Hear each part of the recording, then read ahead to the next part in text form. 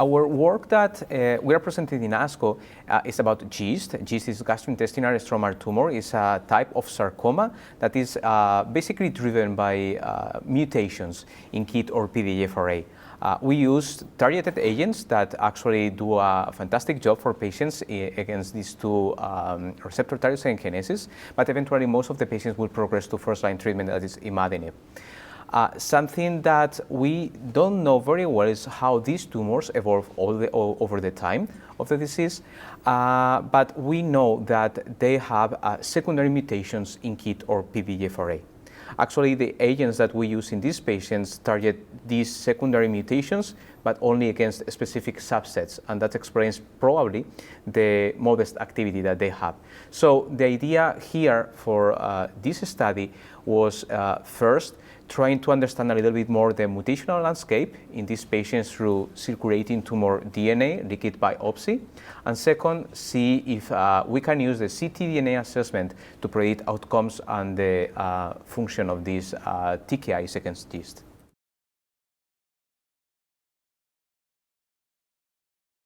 What we did was we used the data collected from the phase III VOYAGER trial. This was an international randomized clinical trial that checked for activity between avapritinib and regorafenib.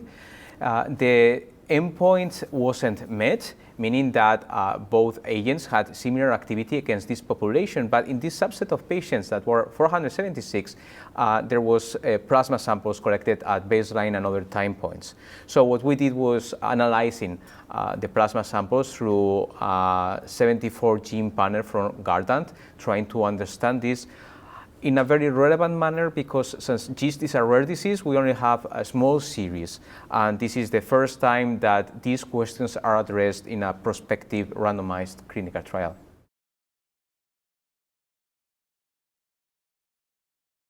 First of all, we just look for mutations in KIT and PDGFRA. They are the driver mutations, and we were able to detect them in 80% of all the patients, which is actually numbers that we like it, because it's overall GIST are tumors that are thought that not shed that much DNA into the bloodstream compared to other tumors. Then we had the mutational landscape. Actually, the proportions of primary mutations or secondary resistant mutations in KIT match what we know from tumor tissue, but we were able to find, for instance, 25% of mutations that we found, they were completely new and not reported in COSMIC or elsewhere. We checked for the pathogeneity of these mutations, and they were pathogenic, so this somewhat highlights that ctDNA assessment in GIST patients can be clinically meaningful and also from a biological standpoint. Mm-hmm. That was like the first part. The second part was much more focused on outcomes. And here we wanted to check how avapritinib and regorafenib work in the context of ctDNA.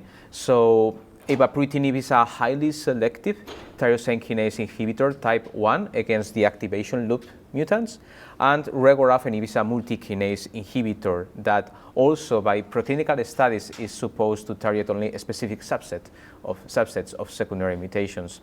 So what we found first was that secondary mutations in one region of the KIT kinase, the ATP binding pocket, predicts a negative response to avapritinib compared to regorafenib.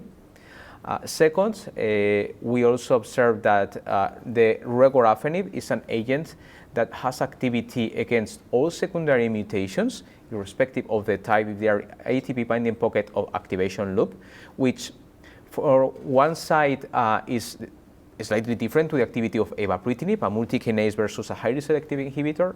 And in second, this also argues against the preclinical data that we have saying that regorafenib is an agent effective against subset of mutations.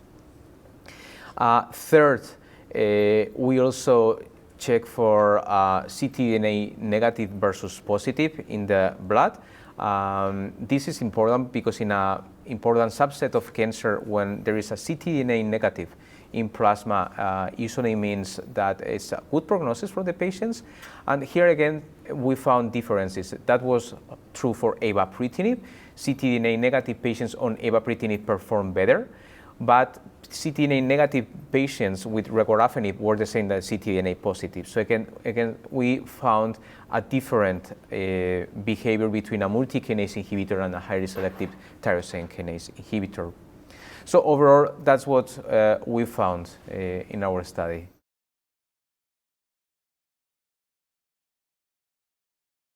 So the impact is that's relevant.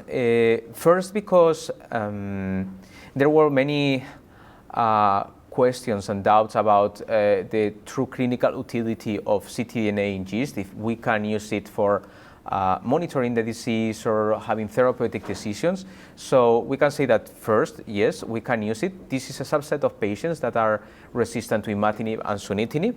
So when patients are metastatic and has progressed at least to one line of treatment, we think, or we have shown that it's highly possible to find mutations. Always the patient had to be progressing on therapy. Second, this ctDNA assessment will be able to detect mutations or mutants that can be useful for directing some types of TKIs against GIST. And third, although avapritinib is not approved for KIT mutant patients, it's approved for PDGFRA mutant patients, still this is the first study that shows that we can use ctDNA to predict outcomes.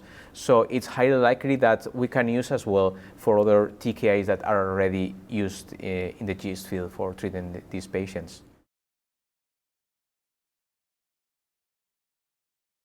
I think that all of us daydream with a sort of a clinical trial in which we can just randomize patients to treat them sequentially as drugs are approved by regulatory agencies.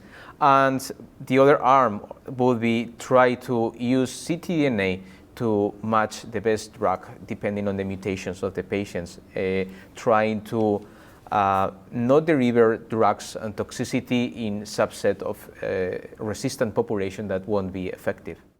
Probably the most important thing in rare tumors, but in GIST in particular, so GIST is a phenomenal model for using ctDNA. It has primary mutations, predictive pattern of secondary mutations, and drugs that apparently are active against some subsets. So it's such a cool model actually to use ctDNA to select the best drug candidates. But we need these efforts in which we do these academic collaborations with that much data to really reach meaningful conclusions.